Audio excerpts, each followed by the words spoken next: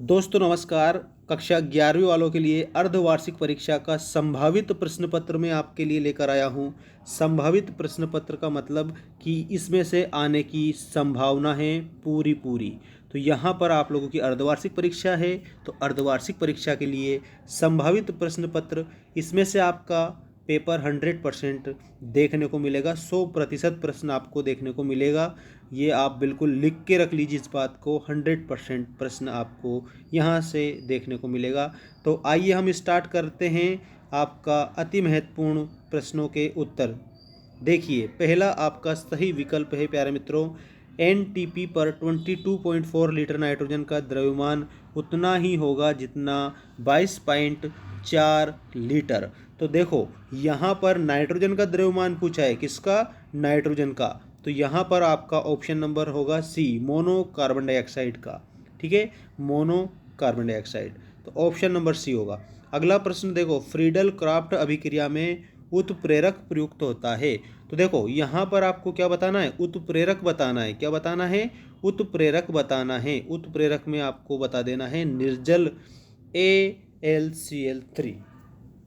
इसके बाद में 10 मोल जल होता है। देखो, यहाँ पर 10 मोल जल के बारे में पूछा गया है। तो ऑप्शन नंबर आपका करेक्ट होगा। ऑप्शन नंबर करेक्ट होगा 180 ग्राम। और अत्यधिक विद्युत ऋणी तत्व के आखिरी कक्ष की इलेक्ट्रॉन संरचना है। तो यहाँ पर आपको बताना है option number C. Option number C NS2 NP5, ये आपका करेक्ट होगा। ठीक है, सिग्मा बंध 5 बंध से।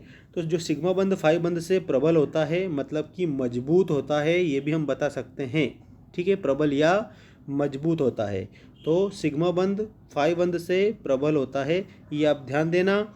आयनन विभव न्यूनतम है। तो यहाँ पर अक्रिय गैस में, किसमें? अक्रिय गैस में आयनन जो विभव होता है न्यूनतम होता है।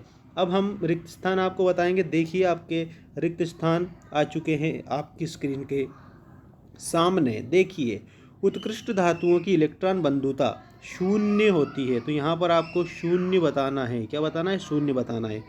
तत्वों के गुणों की क्रम से पुनरावृत्ति तत्वों की, तो यहाँ पर आवर्तिता, आवर्तिता आप लिखेंगे। क्या लिखेंगे? आवर्तिता लिखेंगे। ठीक है।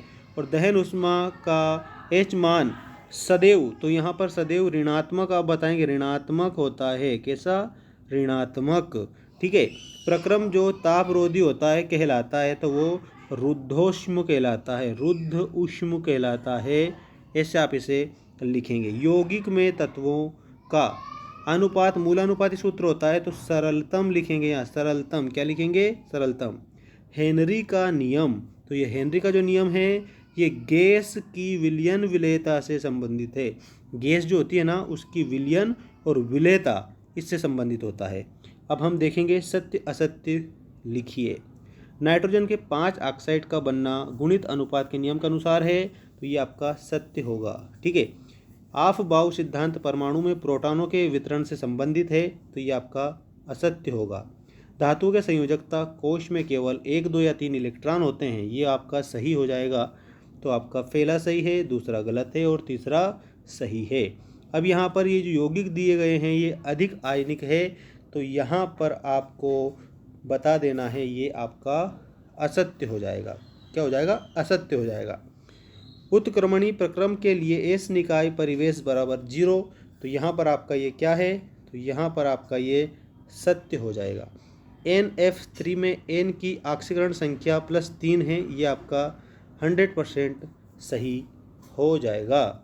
अब हम जोड़ी बनाएंगे। अति महत्वपूर्ण इंपॉर्टेंट जोड़ी है आप लोगों के लिए। देखिए, BeCl2 की संरचना जो है ये रेखिक संरचना होती है।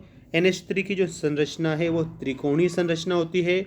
H2O की जो संरचना है, H2O, देखिए H2O की संरचना सेतु संरचना है। और बम कैलोरीमीटर, तो यहाँ पर आपको आंतरिक ऊर्जा से मिलाना है। और इलेक्ट्रोमेरिक प्रभाव जो है ये अस्थायी प्रभाव होता है। तो इस प्रकार से आप जोड़ी कंप्लीट करेंगे। अब जोड़ी के बाद में हम बात करते हैं एक शब्द या एक वाक्य में उत्तर दीजिए वाले अति महत्वपूर्ण जो प्रश्न हैं उनकी। तो यहाँ पर देखो, न्यूक्लियोफाइल की प्रकृति बताइए, शुद्ध जल में हाइड्रोजन आयन की सांद्रता का मान कितना होता है, और ये आपको एंट्रोपी का मान अधिक होगा ये आपको बताना है। ठीक है, तो कमेंट करके आप, सबसे पहले तो आपको मैं बता देता हूँ कि ये वाला जो प्रश्न है ये आप कमेंट करके उत्तर बताएंगे, और बाकी आने वाले वीडियो में आपको और भी इम्पोर्टेंट जो पेपर हैं जो आप लोगों के लिए अति महत्वपूर्ण साबित होंगे वो हम बताएंगे, जो आपको संभावित पेपर के तौर पर बताए जाएंगे। उनमें से बहुत सारे प्रश्न आपकी परीक्षा में देखने को मिलेंगे।